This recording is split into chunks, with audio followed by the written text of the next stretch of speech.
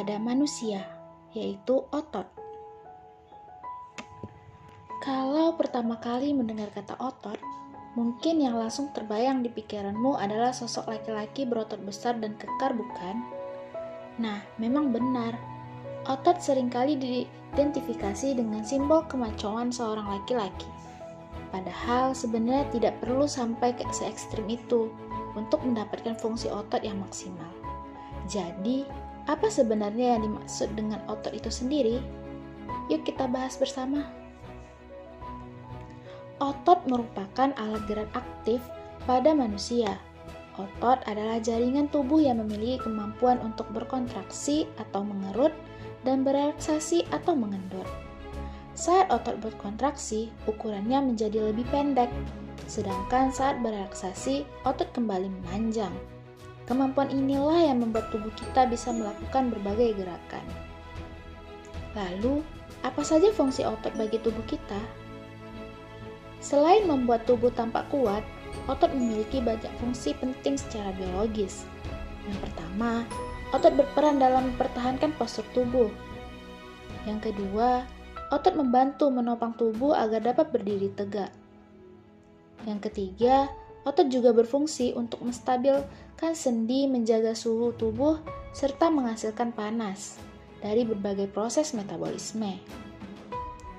Yang menarik, otot itu selalu bekerja, bahkan ketika kita tidak menyadarinya.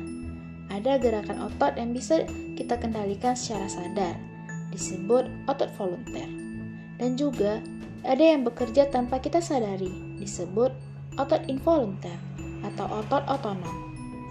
Misalnya saat kita bernapas, ada otot-otot yang secara otomatis bekerja untuk mengatur sistem pernapasan. Begitu juga dengan otot pada jantung yang terus memompa darah, bahkan ketika kita sedang tidur. Jadi, bisa disimpulkan bahwa otot memiliki peran yang sangat penting dalam setiap aktivitas tubuh manusia, mulai dari gerakan sadar hingga fungsi-fungsi vital yang berlangsung tanpa kita sadari. Selanjutnya, kita akan membahas cara hewan bergerak. Pernahkah kamu mendengar dongeng tentang kancil dan siput yang berlomba lari? Siapakah menurutmu yang bisa berlari lebih cepat? Tentu saja kancil. Mengapa kancil bisa lebih cepat daripada siput? Karena kancil berlari menggunakan 4 kakinya, sementara siput hanya bergerak perlahan dengan bantuan otot-otot di bagian perutnya. Nah, kalau begitu, bagaimana dengan hewan lainnya? Apakah semua hewan bergerak dengan cara yang sama? Tentu saja tidak. Setiap hewan memiliki cara bergerak yang berbeda-beda, tergantung pada bentuk tubuh dan tempat hidupnya. Hewan invertebrata atau hewan tak bertulang belakang, misalnya bergerak dengan berbagai cara. Cacing bergerak menggunakan otot-otot di permukaan tubuhnya, sehingga tubuhnya tampak memanjang dan memendek secara bergantian. Gurita berenang dan juga bisa merayap dengan bantuan tentakel. Sedangkan serangga terbang menggunakan sayap atau berjalan dengan kaki-kakinya.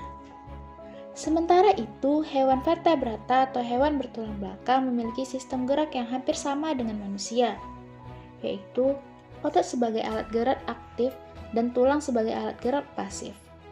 Sistem gerak hewan vertebrata dibedakan berdasarkan habitatnya, yaitu hewan yang hidup di darat, air, dan udara.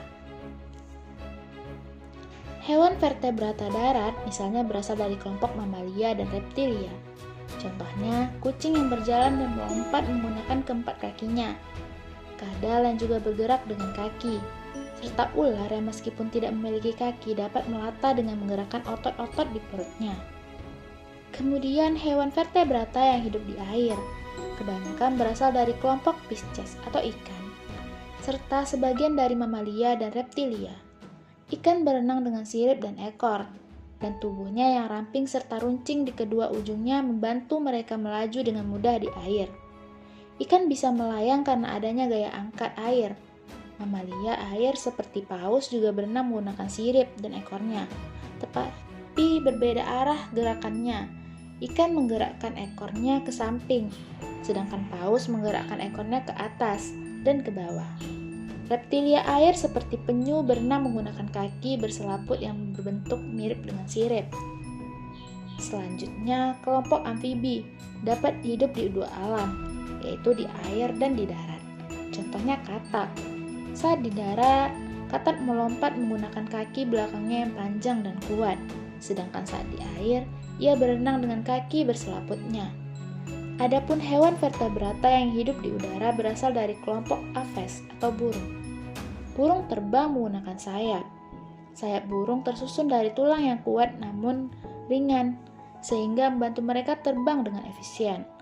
Saat burung mengepakkan sayapnya, udara akan terdorong ke bawah sehingga muncul gaya angkat ke atas yang membuat burung dapat melayang dan terbang di udara.